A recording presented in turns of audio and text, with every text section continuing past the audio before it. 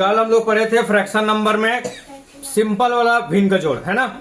इस बार हम लोग जो है फ्रैक्शन नंबर में ये 8 है, ठीक है ना। ये क्वेश्चन है, इसको हम लोग को सॉल्व करना है ना। तो आज हम लोग जो है इसको किस तरह से सॉल्व करेंगे वो हम लोग सीखेंगे, है ना। तो स्टेप बाय स्टेप सीखेंगे, हर कोई जो है प्रत्येक स्टेप पर बारीकी से ध्यान देगा, ठीक है। पहला स्टेप में जो है इसको क्या करना है, ये दोनों को आपस में इंटू करना है। क्या करना है? तो 5 3 जा 15 और 2, इसको 8 करना है। इसको क्या करना है, ये और ये इंटू होगा, मतलब गुना होगा, और ये प्लस ये वाला होगा, ठीक है। तो कितना हो जाएगा, 3 5 जा 15 और 2 17, तो 5 या 15 और 2 17, और नीचे जो लिखा हुआ है वो नीचे का नीचे होगा, इसमें कोई चेंजिंग नहीं होगा। ये समझ में आ गया।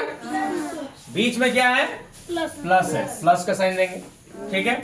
फिर सेम प्रोसेस इसमें भी करेंगे। 4 तिया 12 और 1 13 बटा 3। समझ में आ गया ये वाला। ये है पहला नंबर स्टेप, ठीक है। ये वाला किसी को दिक्कत है तो बताओ। समझ गए सब। नेक्स्ट स्टेप में क्या करना है, ये दोनों को एलसीएम करना है। क्या करना है, एलसीएम। तो 3 और 3 को एलसीएम करेंगे तो कितना होगा, 3। कितना होगा, 3 ही इसका एलसीएम होगा, है ना। 3 इंटू 1 इंटू 1 इंटू 1 तो इक्वल टू 3। तो अब हम लोग क्या करेंगे, इसका एलसीएम कर लिए। एलसीएम करने के बाद कितना आया, 3 आया। ये स्टेप समझ में आया। अब हम लोग नेक्स्ट रूल में क्या करते थे, इससे इसको डिवाइड करेंगे। इससे इसको क्या करेंगे, डिवाइड करेंगे। तो 3 को 3 से डिवाइड करेंगे तो कितना आएगा, 1। कितना आएगा, 1 आएगा, ठीक है। ये समझ में आ गया।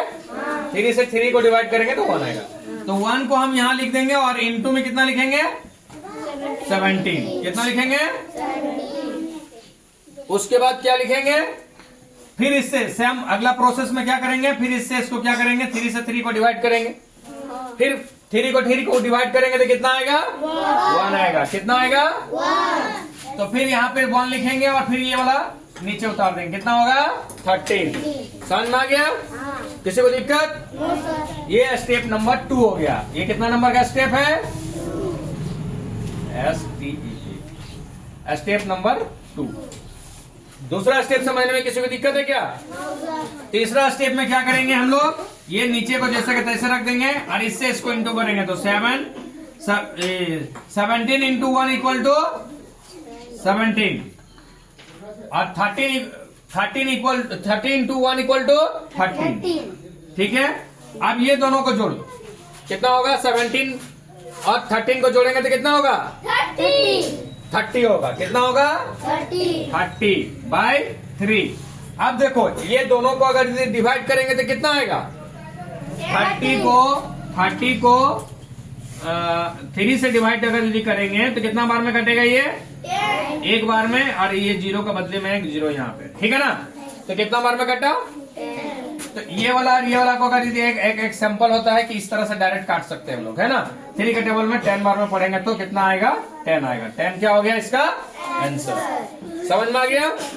किसी को दिक्कत, चलो नोट डाउन करो इसको।